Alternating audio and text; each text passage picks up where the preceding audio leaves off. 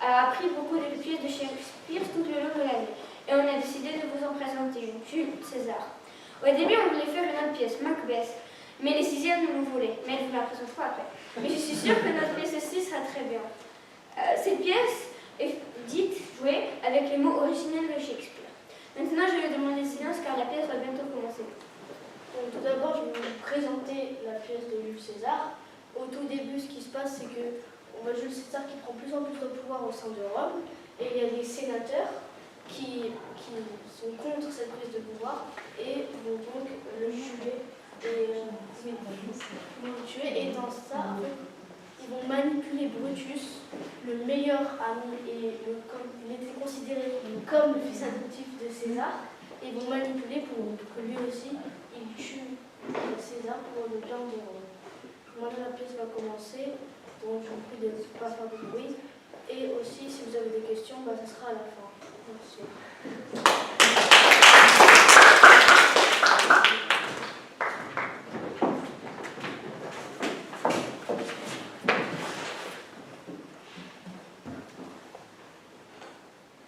Beware the Ides of March. The Ides of March are come. I, Caesar, but not gone. Yes, Caesar, read the schedule. What touches us ourselves shall be last served. Did I not, Caesar? Read the system, Caesar. What? Is the fellow mad? What? Urge your petitions in the streets? Come to the capital.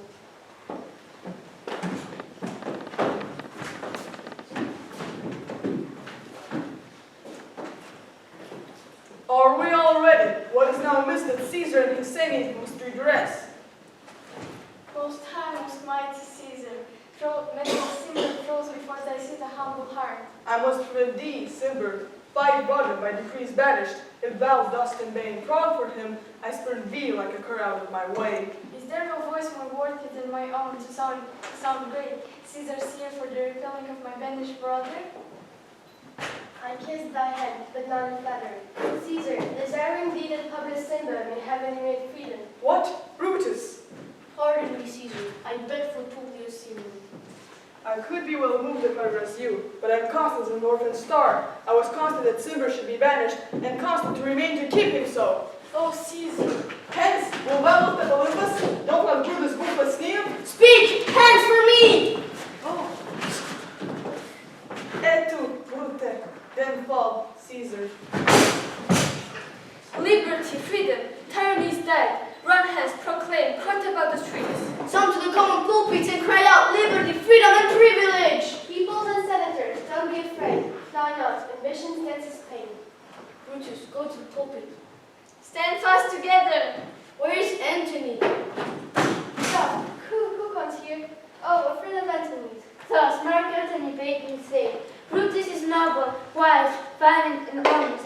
If Brutus will ensure that Mark Antony shall safely come to him, and we will have Caesar here to lie in death, then Mark Antony shall not love Caesar dead so well as Brutus living. Thy master is a wise and valiant Roman. Tell him, so please him come into this place. He shall be satisfied, and by my honor depart and touch him. I know we shall have a lot of fun. I wish we may, but yet have I in mind I'm feasting much. Welcome, Mark Antony. O mighty Caesar, dost thou lie so low? I know not, gentlemen, what you intend. Who else must be let blood, who else is rank? Should I live 1,000 years, I shall not find myself so as to die. Oh, Antony, beg not your death of us. Your voice shall be as strong as any man's when we dispose the only dignities. Only be patient till we have appeased the multitude, beside themselves for fear. And then we will deliver you the cause, why I, that did love Caesar, when I stopped and have done this. I doubt not your wisdom, that I did love thee. Caesar, oh, 'tis true. Pardon me, Julius. Mark Antony. Pardon me, Caius Cassius, upon this hope that you shall give me reasons why and wherein Caesar was dangerous. Or else, this is a savage spectacle. Our reasons are so full of good regard that even you, Antony, the son of Caesar, you shall be satisfied. That's all I see, that I may produce his body to the marketplace, and, as becomes a friend, speak in order of his funeral. You shall, Mark Antony. Brutus, who will with you, you will not what you do. Do not consent that Antony speak, knowing how much the people may be moved by that which you will observe. I will myself into the are reasons for Caesar's death. What Antony shall speak, I will protest he speaks by letter and by commission. He shall help us while in this wrong, by like his nose. Mark Antony, here, take you Caesar's body. You shall not in your speech blame us, but say all the good you can devise of Caesar. Be it so. I do desire no more. Prepare the body then, and follow us.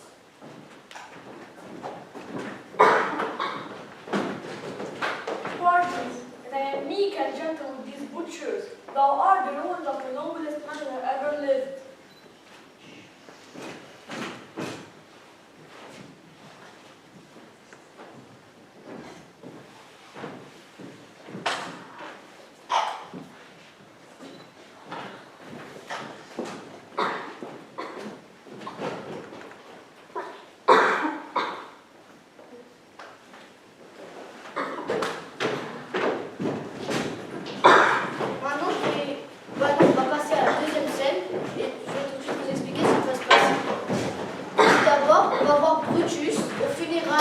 De Jules César au Forum, qui va parler aux citoyens et essayer de les convaincre de venir de son côté.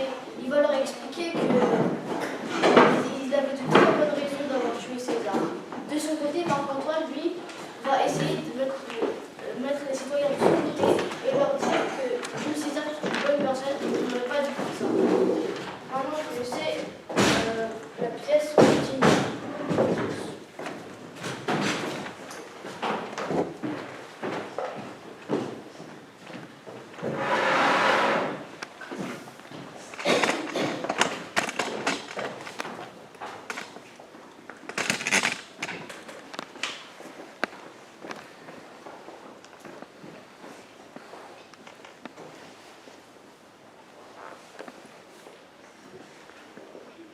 We will be satisfied. Let us be satisfied. Then give me audience, friends. I will hear Brutus speak. The noble Brutus assented. Silence. Roman, countrymen, and lovers, if there be any in this assembly, any dear friend of Caesar's, to him I say, that Brutus's love for Caesar was no less than this. If then the friends demands why Brutus rose against Caesar, this is my answer. Not that I loved Caesar less, but that I loved Rome more. Had you rather have Caesar living and die all slaves, or Caesar dead and live all free men? As Caesar loved me, I weep for him. As he was fortunate, I rejoice at it. As he was valiant, I honor him, but as he was ambitious, I slew him. Who is here so vile that doesn't love his country? If any, speak. For him have I offended, I pause for reply. None, Brutus, none. Then none have I offended. Here cometh Mark Antony. With this I depart. I have this same dagger for myself, when it shall please my country to meet my death. Leave, Brutus, leave. Bring him a triumph, honor to his house. Give him a statue with his ancestors. Let him be Caesar. Caesar's better part shall be crowning Brutus. We bring him to his house with shouts and clamors. My countrymen, good countrymen, let me depart alone, and for my sake, stay here with Antony. It's not a man departs, till I alone, till Antony has speak. Stay, and let us hear Mark Antony. We will hear him. For Brutus' sake, I am beholding to you. What does he say of Brutus? He says, for Brutus' sake, he finds himself beholding to us. 'Twere best he speak no harm of Brutus here. This Caesar was a tyrant. Now is that certain? We are blessed that Rome is rid of him. Peace, let us hear what Antony can say. You gentle Romans. Peace, let us hear him. Romans, friends, countrymen, lend me your ears. I come to bury Caesar, not to praise him. The evil that men do lives after them, the good is often teared with their boat. So let it be with Caesar. The noble Brutus hath told you that Caesar was ambitious, and if it were so, it was a grievous fault, and grievously has Caesar answered it. Here, honor leave Brutus and the rest, for Brutus is an honorable man. So are they all honorable men, come I to speak in Caesar's funeral. He was my friend, faithful and just to me. But Brutus said he was ambitious, and Brutus is an honorable man. He has brought many captives home to Rome, whose ransoms the general coffers fill. Did distant Caesar seem ambitious? When that the poor had cried, Caesar had wept. Ambition should be made of sterner stuff, yet Brutus said he was ambitious, and Brutus is an honorable man. I speak not to disprove what Brutus spoke, but here I am to speak what I do know. You all would love him once, not without cause. What cause would hold them to mourn for him?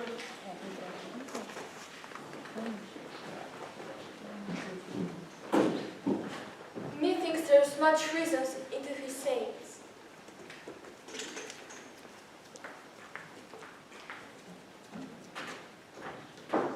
If foremost the writer of the matter, Caesar has had great wrong.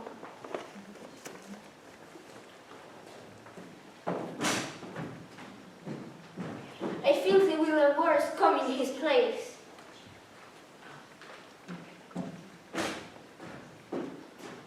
Mark ye his words. There's not a nobler man than Mark Antony in Rome. Then Brutus. Then Caesar. Beware the Ides of March.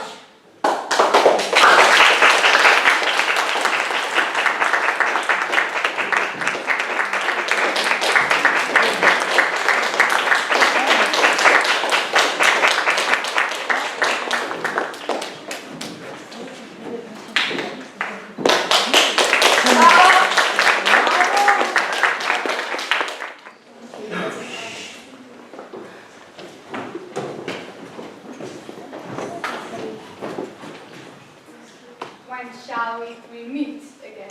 In thunder, lightning, or rain. Never heralded early sun, then the battle's lost and won. Where the place? Up on the heath. Where to meet with Macbeth.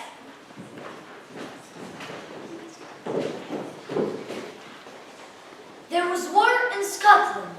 Duncan, the king of Scotland, had been betrayed by some of his closest allies. Macbeth, the Thane of Glums, was fighting a horrendous civil war for kingdom. You will never taste victory after betraying our beloved king. Yes, I will! Watch out, Macbeth, behind you! Ah! Retreat! Come here, you coward! Get him to the king! We have won, my friend. A great victory, Banquo. Pass me the flag.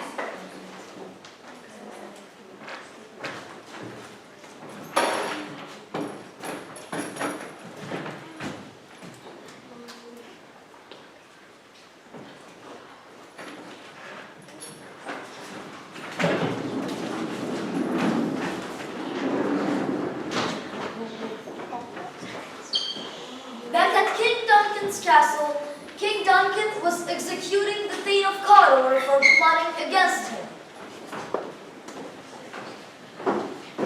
You are a traitor, and you will die for your sins. I beg for mercy, your majesty. I will give your title to Macbeth, my loyal soldier. He will be the new Thane of Cawdor.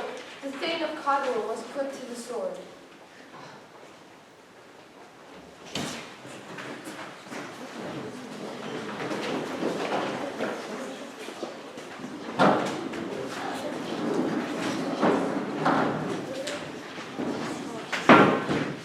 Meanwhile, Macbeth and Banquo are traveling back to King Duncan's castle after the battle.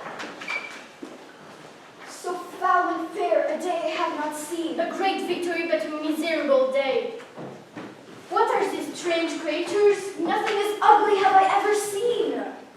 All hail, Macbeth. Hail to thee, Thane of Glamis. All hail, Macbeth. Hail to thee, Thane of Cawdor. All hail, Macbeth. Hail to thee. Thou shalt be king hereafter. If you can see in the seeds of time, tell me, will it grow for me or will it die? What shall happen to me? Hail, Hail, hail.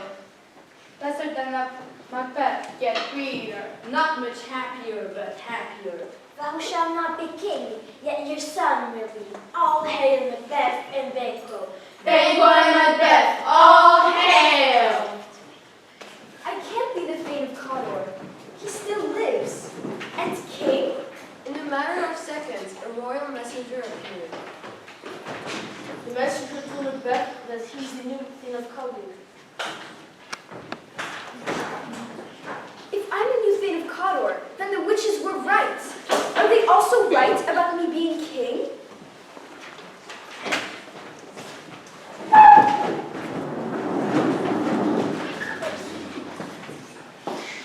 Macbeth arrived back at the castle. He was greeted by the king and his sons, Malcolm and Donald. The king had an announcement to make. Firstly, I would like to thank Macbeth and Banquo for their bravery in battle. Now I will announce who will be the next king. I'm old and wish to make successor to start soon. So the next king will be Malcolm, my beloved son. Macbeth looked both angry and puzzled. At that point, King Duncan came over to Macbeth. Macbeth, I wish to stay at your castle tonight. We shall feast and celebrate your great victory. It would be an honor, my lord. If Malcolm's next in line, I can't possibly be king. I will write to my wife at once. She will know what to do. Messenger!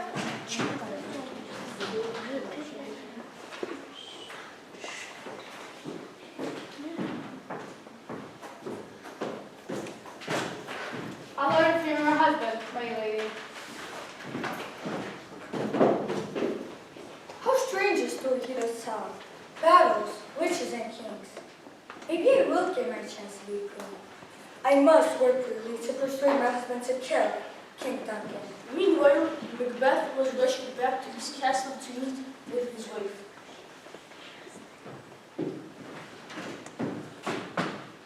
My brave husband, so nice to have you safely returned from battle. I have some more news. King Duncan comes to our castle tonight to celebrate the victory in battle. I have a plan. You will be king tomorrow.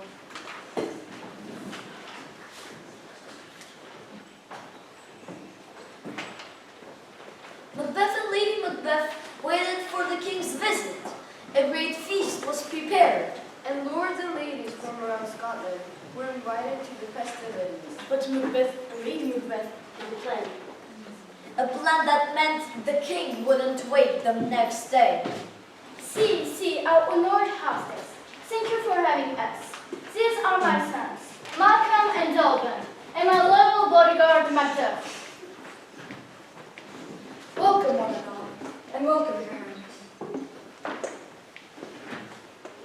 Where is Macbeth, my new Thane of Cawdor? He is in his chamber, resting after his battle. I shall send for him. Here I am, your highness. Please, this way. We shall celebrate our great victory now. It's a pleasure to have you here, your majesty. The pleasure is all mine, my lady. Thank you for the fantastic feast. We're going to talk briefly about something, my king. The couple discussed whether to kill King Duncan. And if so, how? I don't want to do it. I'm his general, not a traitor. You will be King Macbeth, just like the Weird Sisters told you. And what if we fail? If we fail together. Okay, I'll do it. The party came to an end, and everyone went back to their bed chambers.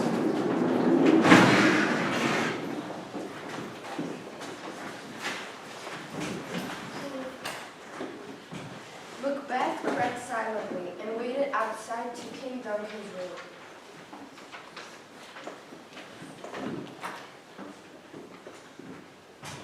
Is this a dagger I see before me? Who pushes the handle towards my hand? Come, let me clutch thee.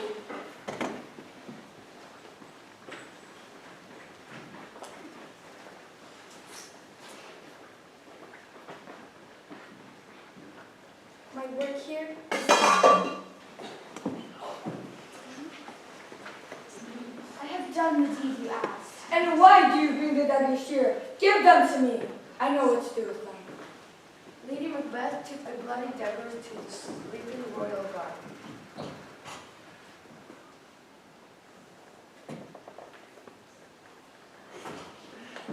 She smeared blood all over them, and then went back to her chambers. You must clean your hands and clothes. We must make people think that we have no part in this bloody murder.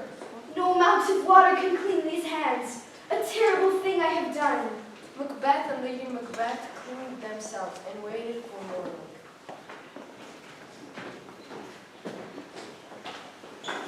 It was a calm, beautiful morning. Macduff calmly awoke, ready for a long ride back to his castle. The birds were singing, and all was peaceful until.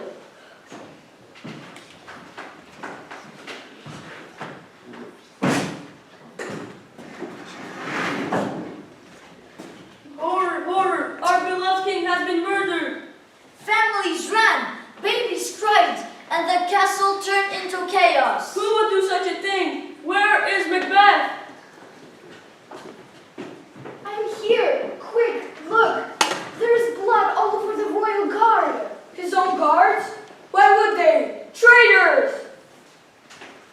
The two sons heard the commotion and decided to flee.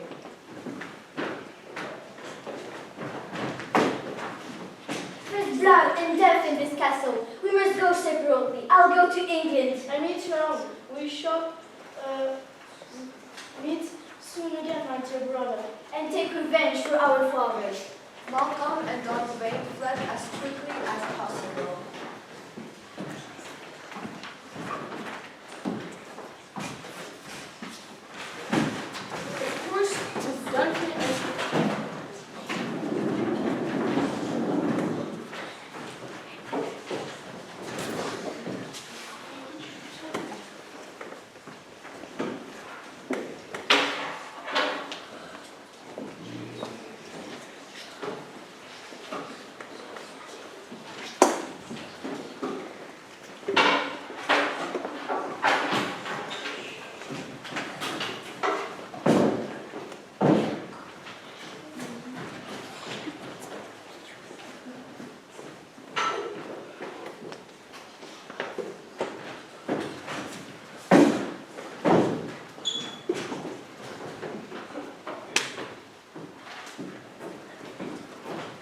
Of course, with Duncan and his sons out of the way, Macbeth was next in line to be king. The witches were right, and Macbeth enjoyed his coronation the very next day.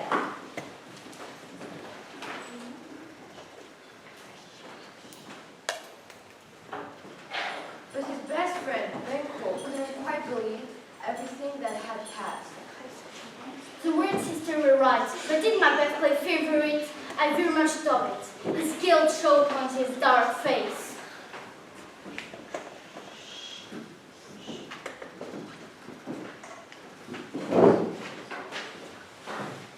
Banquo cannot live.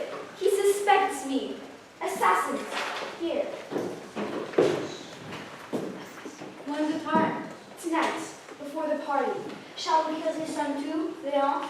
Of course. He cannot be king like the witches predicted.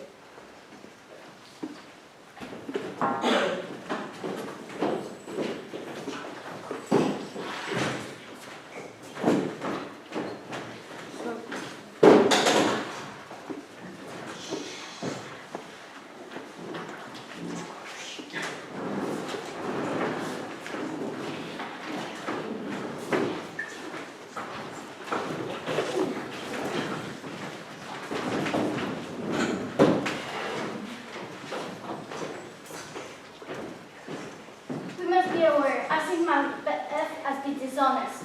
You must go with Malcolm in England. He is still my friend. He will not harm me. On the orders of Macbeth, we sentence you to death. Run, my son, run! Our deed here is done. But his son, Leon, escaped. He was just a boy. Let him live.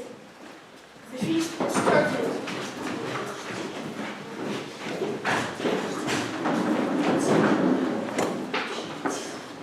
The feast has started. Important lords and ladies were invited.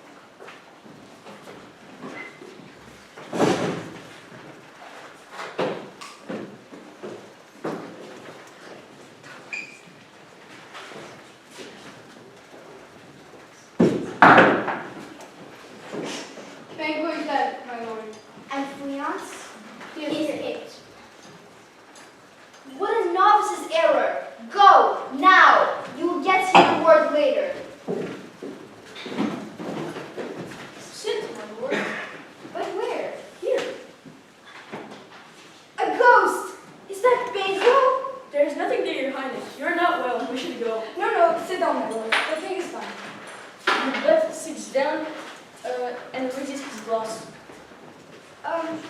Cheers to Banquo, our good friend that could not come. He then looks into the glass and saw Banquo's ghost looking back at him again. This dark spirit, my ghostly friend. I'm sorry, but now you must go. The king is not around. The guests were rushed out of the door by Lady Macbeth, worried that her delusional husband would give away their secrets.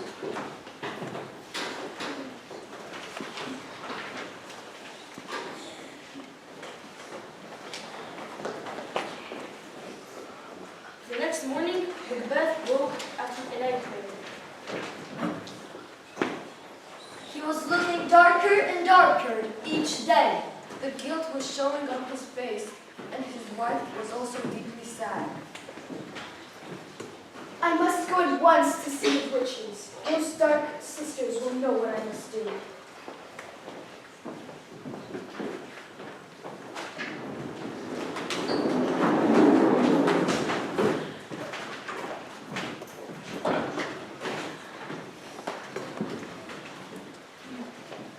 Double toil and trouble, fire burning, cauldron bubble. Scale of dragon, tooth of wolf, which mummy and both.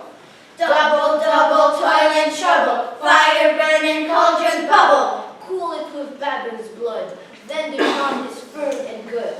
Have a pricking of my thumbs, something wicked this way comes. Double toil and trouble, fire burning, cauldron bubble.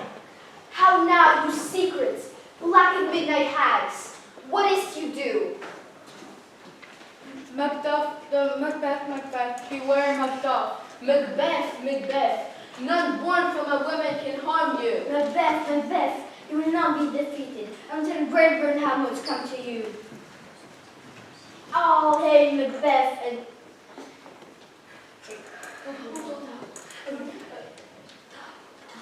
double toil and trouble, fire burning, cauldron bubble. The witches fled, and Macbeth went back to his dark, miserable castle.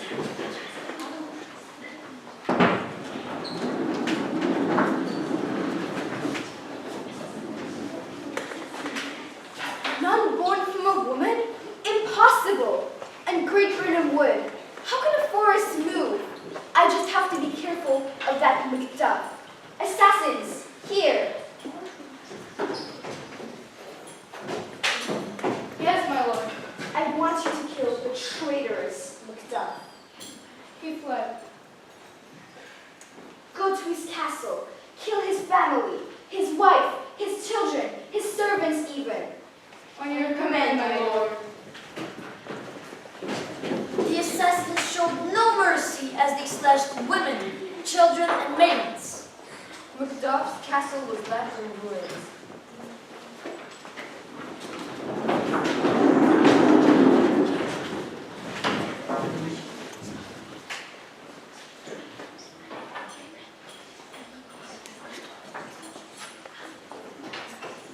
Macduff, I have a terrible news about your family.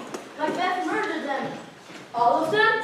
My wife? My children? My beautiful children? No! He does not understand! He doesn't have children! I'm sorry for your loss, Macduff. I will get my revenge. Macbeth will die tomorrow. What is this? Great Burnham Wood. Have every soldier cut them down a row, and we'll attack in the morning.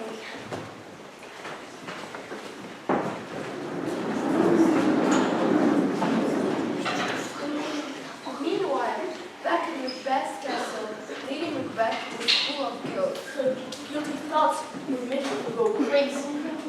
How could I have known he would become a monster? It is my fault. I should have said no. How could he kill innocent children? I can't live with this guilt no longer. Lady Macbeth jumped from the window of the castle.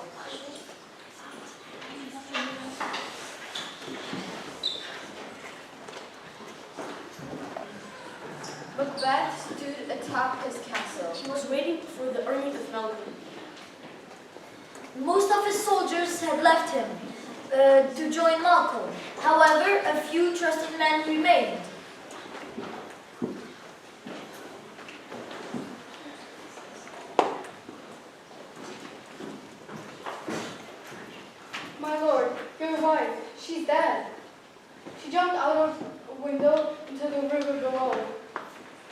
wife, I have nothing left. Tomorrow and tomorrow and tomorrow creeps in this petty place from day to day to the last syllable of recorded time. And all of our yesterdays have lighted fools the way to dusty death. Out, out, brief candle. Life is but a walking shadow, a poor player that struts and frets his hour upon the stage, and then is heard of no more. It is a tale told by an idiot, full of sound and fury, signifying nothing. My lord, their army approaches. Malcolm's army was closing in. Macduff wanted revenge for his family. Nobody touches Macbeth. He's mine. What is that they carry? Looks like longbows. They must have cut them down from the wood. Macbeth looked scared. The first part of the witch's prophecy had come true. Great Brno Wood was brought down on his castle. Attack! Macbeth was killing everyone until he saw Macduff bearing down on him.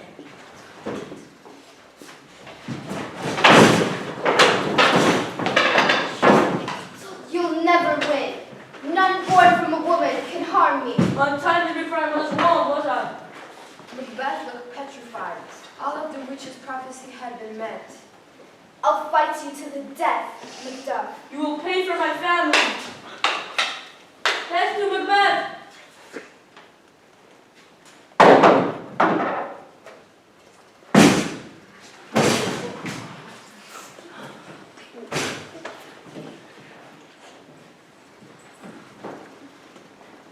Long live King Malcolm! Long live King Malcolm!